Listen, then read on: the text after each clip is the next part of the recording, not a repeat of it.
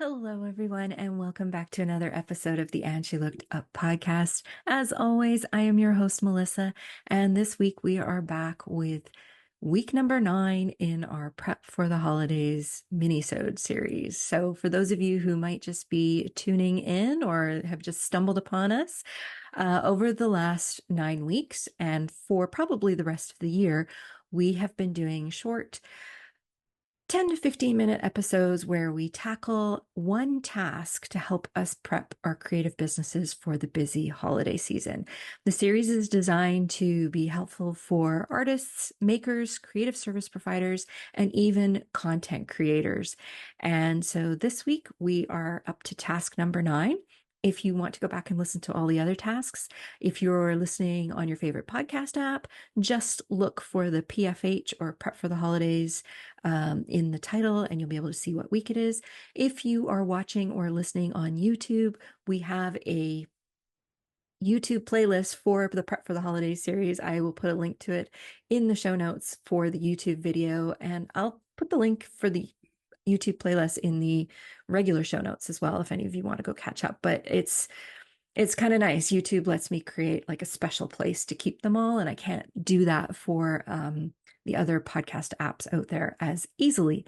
So, having said that, yes, we are on week number 9, and today's Prep for the Holidays tip or task is to start working backwards. Now, working backwards might sound a little bit strange, but essentially what you're going to be doing here is pulling out your calendar. And I find the easiest way to do this is to actually print off physical calendar pages. So if you're watching on YouTube, I'm holding up a copy of one of my calendar pages. And so what you want to do is print off or get together a series of calendar sheets for each month from now until December. So you'd be looking at September, October, November, and December. And the first thing you want to do is you want to put the important dates in the calendar. So obviously you want to have Christmas and any other holidays that you sell for. So if you do Hanukkah, and Hanukkah aligns with Christmas very closely this year, I believe.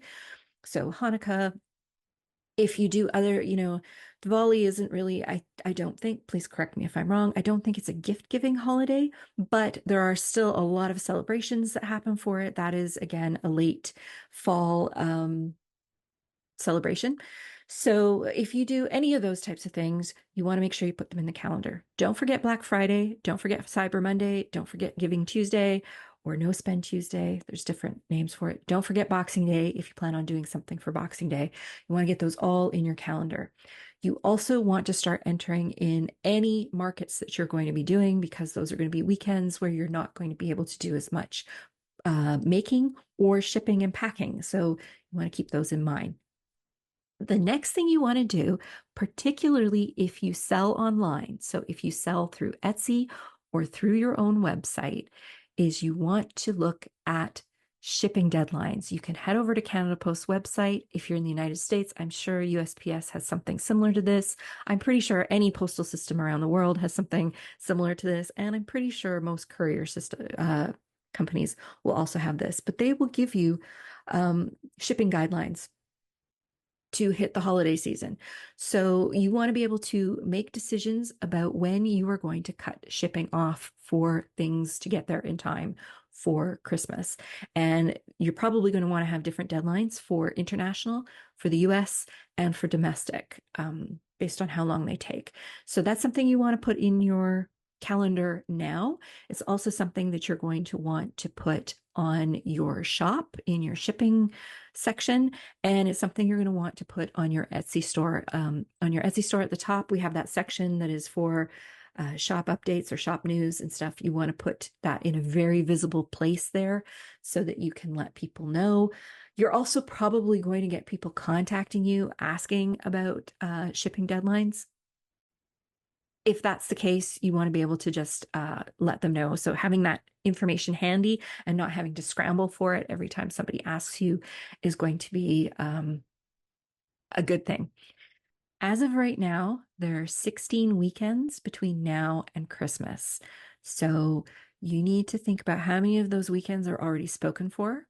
not just with markets, but with any family obligations that you may have. Do your kids have Christmas concerts or holiday concerts or anything like that? Start putting those in your calendar as soon as you know about them, because you're going to have to make time for them. So now that you know what all the important dates are, you need to start working backwards to figure out when you are going to do all your making, when your markets are. If you have a market at the beginning of November, you need to have enough stock on hand, made and created and ready to go by that first weekend in November. And if you've got markets every weekend after that, you are also going to make sure you have enough stock to get you through those markets, because you might not have a lot of time during the week, depending on what other obligations you have. If you have a full-time job or a part-time job or something like that, you may not be able to do as much making as you think. So you need to plan ahead, like when you're going to do your making.